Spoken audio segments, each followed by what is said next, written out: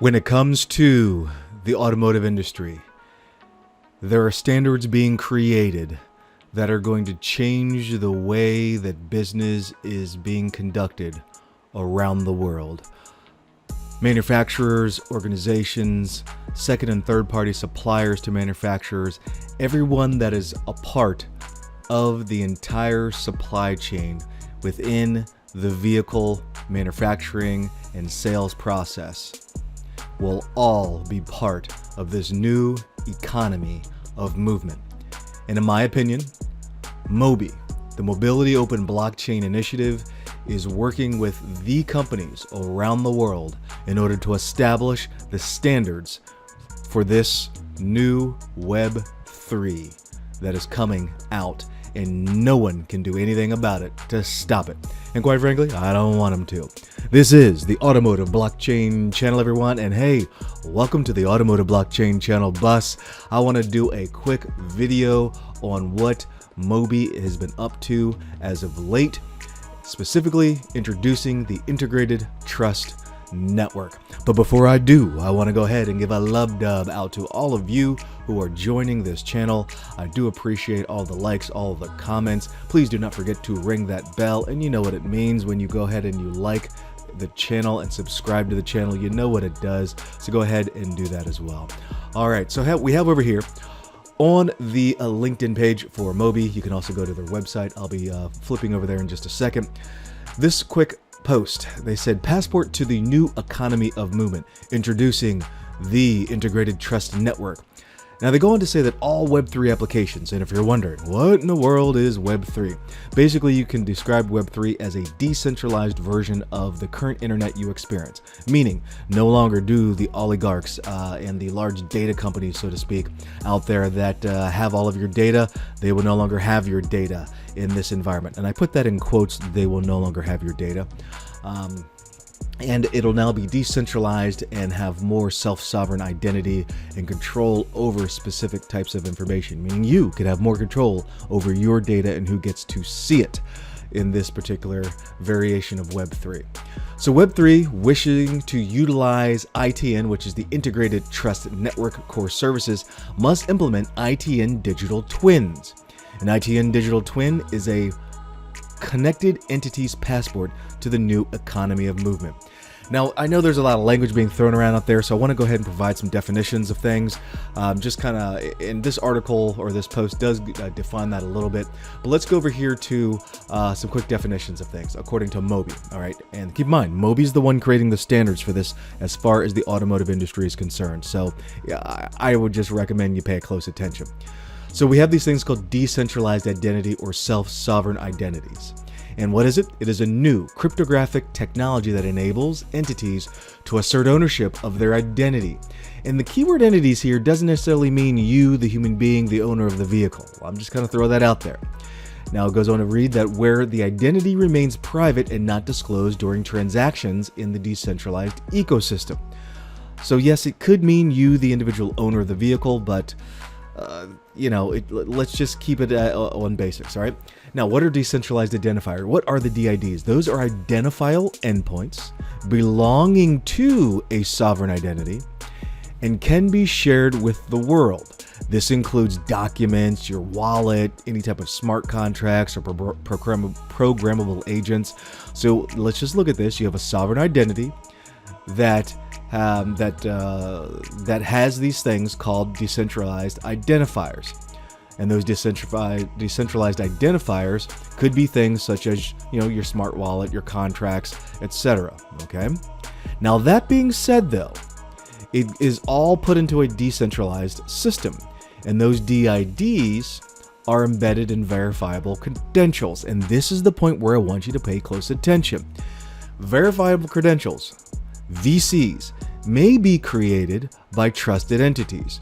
Are you a trusted entity? Meaning you, the entity, the citizen, or excuse me, you, the citizen, the resident of a particular country. Are you the trusted entity, or such as government agencies, businesses, universities, or employers, and issued to the holder? Okay, so who really is, and this is a question you need to ask yourself, who really are the people that are controlling the creation of these verifiable credentials. Because what happens, and I'm going to take this again, the decentralized identifiers, these DIDs, are embedded in verifiable credentials. Well, who creates the verifiable credentials? The trusted entities. Well, who are the trusted entities? Well, examples of that would be the government agencies, the businesses, the universities, and the employers, okay? And issued to a holder of the VC. So you got to pay close attention to how this is being built out. And you might as well throw, and when it says businesses in here, you could say the manufacturers of the vehicles.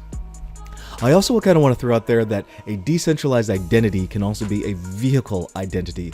So there are VIN numbers associated with your vehicle, and those are internationally kind of accepted as identity markers for a vehicle.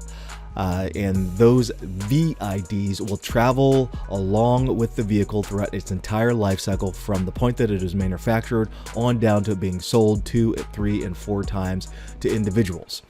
So I believe, in my opinion, that you will have people who will also have their own wallets that will have vehicles in them, and at a lower level, but then there'll be tiers of these decentralized identities within the metaverse that's going to happen.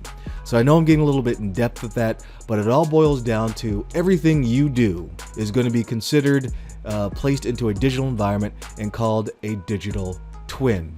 Now, how in this system, we're going to talk about the IT and the integrated trust network, are digital twins identified? Well, they're defined, I should say, in 3 fundamental ways. They are 1, a universal translator, which allows connected entities to communicate and transact using a shared technical language. So when you think about your vehicle and is driving down the road, more and more vehicles are being connected to the infrastructure out there. Whether it is the toll booth, in this case the Easy Pass system, whether it is the over-the-air updates associated with updating your navigation, updating your security systems, and all the sensors associated with these connected vehicles, is going to need a universal translator that allows your vehicle to communicate with other entities on the blockchain, the distributed ledger. The second thing that is associated on how to define a digital twin in this trusted network is going to be an encrypted lock data vault that no individual or organization has access to other than the owner or the controller. So if it is your personal information about how many miles you've driven on your vehicle, here's the thing, folks.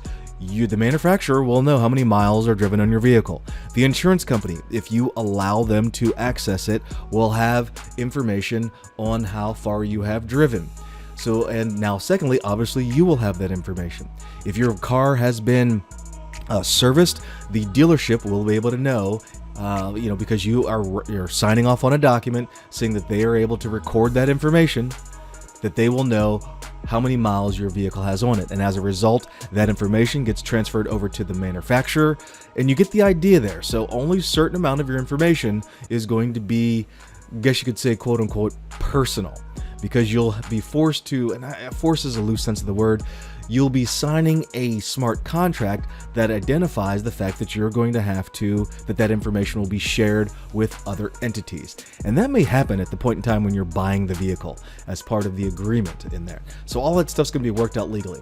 But the third way that this trusted network and digital twins is going to be defined is as a necessary gateway to the Web3 or the metaverse and IoT commerce in the new economy of movement. And that's going to be where you and your vehicle are moving around in the world and in the space. So if you think about all of the sensors that are in your vehicle, as I just mentioned, and you need to interact, whether it's at paying a toll or you or paying for parking, which is going to be the big one. Tolls are one thing, but paying for parking is going to be another one. I'm telling you that this is going to be a huge thing when it comes down to Setopia as well as Parkopedia.